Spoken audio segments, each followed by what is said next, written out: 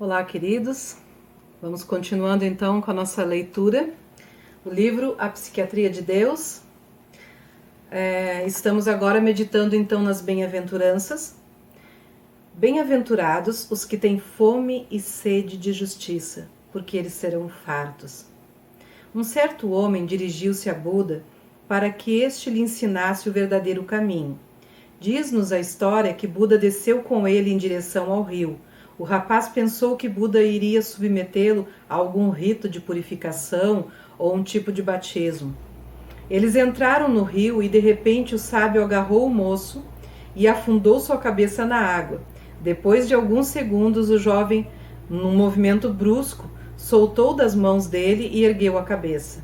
Calmamente, Buda perguntou-lhe: quando sentiu que ia afogar-se, qual foi a única coisa que mais desejou? E ele respondeu: ar. Ao que Buda lhe replicou: quando você desejar a salvação como desejou o ar naquele momento, você a conseguirá. Creio que Jesus concordaria com essa declaração, pois ele nos diz que uma das chaves do reino de Deus é justamente ter fome e sede dele. Nós conseguimos somente aquilo que realmente desejamos. Um poeta disse que a imaginação é o grande instrumento do bem. Quando ela e a vontade entram em conflito, a imaginação sempre vence. Imaginar é criar imagens mentais na tela do pensamento. Significa formar ideias mentais daquilo que desejamos ver concretizado em nosso viver. O tempo, talento e outros recursos da pessoa são canalizados no sentido de realizar os objetivos formulados em sua imaginação. Como disse Georgia, sobrenome não vou saber, mas a questão é que ela disse: cuidado com a escolha daquilo a que se dedica de todo o coração, pois certamente o conseguirá. Jesus ensina que antes de possuirmos Deus e o seu reino, temos que fazer dele o centro de nossa imaginação. Amarás ao Senhor teu Deus de todo o teu coração, de toda a tua alma e de todo o teu entendimento. E depois que Deus se tornar o centro de todos os sentimentos, emoções e mente, então encontraremos Deus e seremos possuídos por Ele. A maior alegria que um pregador experimenta é ver uma pessoa conseguir aprofundar sua experiência com Deus. Todo domingo à noite, quando vejo centenas de pessoas ajoelhar-se no altar da igreja, sei que algumas delas encontram Deus ali. E bem antes de começarmos a orar por elas, já consigo perceber quais as que serão abençoadas naquela noite. Observando uma congregação durante o período que precede o culto, veremos as mais diversas atitudes nas pessoas. Algumas estão quietas, meditando ou orando, outras, porém, estão conversando ou observando os que entram, examinando suas vestimentas e comentando tudo. Quando um hino é anunciado, alguns cantam de todo o coração, outros apenas pronunciam as palavras e nem se dão ao trabalho de abrir o inário. No sermão, alguns parecem verdadeiras esponjas, absorvendo cada pensamento e sentimento do pregador. Outros estão completamente indiferentes. O que ocasiona essa diferença? Algumas pessoas têm necessidade de ver os problemas, algumas pessoas têm necessidades e problemas que o homem não pode resolver. Vão ao culto sentindo todo o peso dessa necessidade, com fome e com sede de Deus, e são essas que o encontram. Nunca encontraremos Deus enquanto nosso anseio mais profundo não for o de buscá-lo. 2 homens conversavam acerca de Nova York. Um dizia que a cidade era muito ímpia, cheia de emoções baratas, e o povo era moralmente baixo e em cada esquina havia pecado. O outro disse, porém, que era um lugar maravilhoso, com tantos museus de arte, boa música e interessantes reuniões culturais. Nova York era como cada um deles desejava que fosse. Encontramos na vida aquilo que desejamos encontrar. Por isso Jesus disse: bem-aventurados os que têm fome e sede de justiça, porque eles serão fartos. Às vezes fico contrariado de ver como alguns crentes têm a igreja em tão pouca conta. Isso impede que muitos encontrem nela o auxílio que precisam. O problema não está na igreja, mas em nossa própria atitude.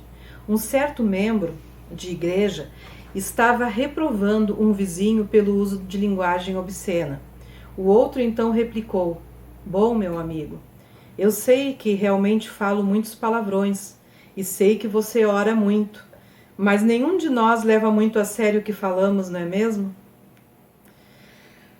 Em um de seus livros, um bispo disse: é comum encontrarmos católicos que afirmam: eu sabia que não devia comer carne às sextas-feiras em respeito ao dia em que o nosso Senhor morreu em meu lugar, mas não quis constranger o anfitrião.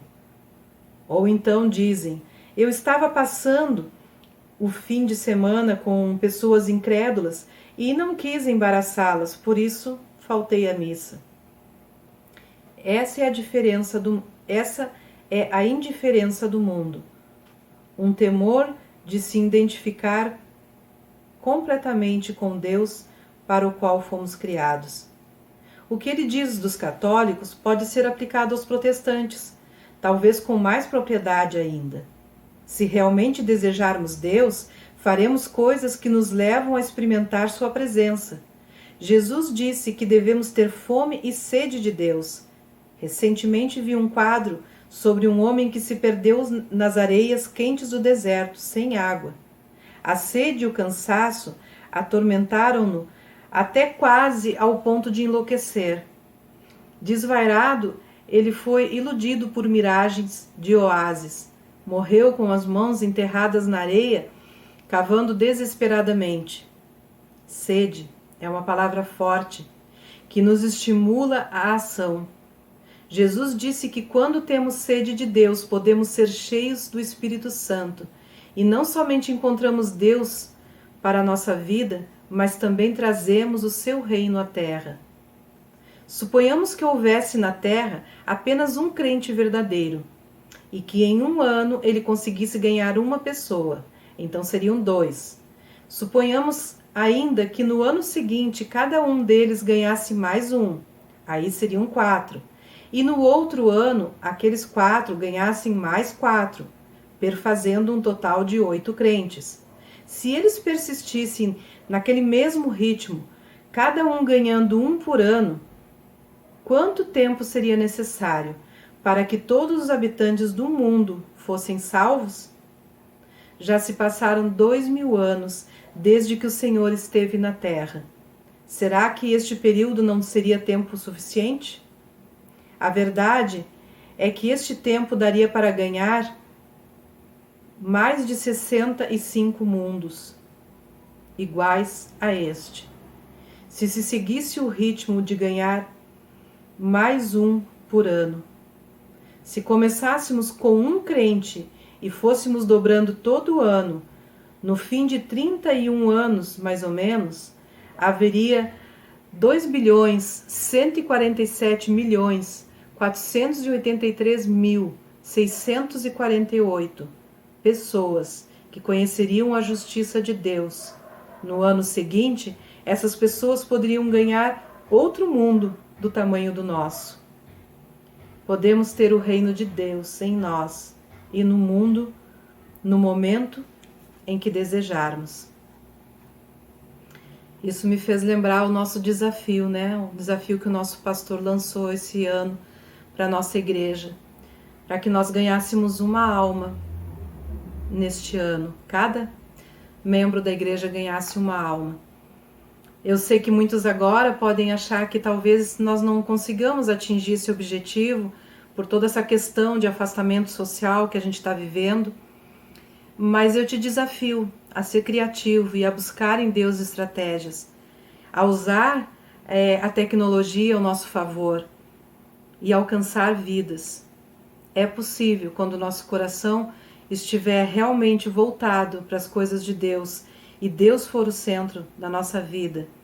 e ele for o mais importante, eu creio que a gente vai conseguir, mesmo com toda essa dificuldade, a vencer essa meta. E quem sabe o ano que vem dobrarmos então os membros da nossa igreja, e quem sabe isso tome conta de todos os cristãos, esse pensamento e essa vontade de sede e justiça de Deus, de levar a salvação aos perdidos. E não somente a nossa igreja, mas outras igrejas comecem a ser despertadas, para que a gente venha a levar o Evangelho a toda criatura, mesmo nesse tempo de dificuldade, porque Deus é maior que toda e qualquer circunstância que nos possa se apresentar. Um abraço a todos, fiquem com Deus, e a gente volta com o próximo capítulo.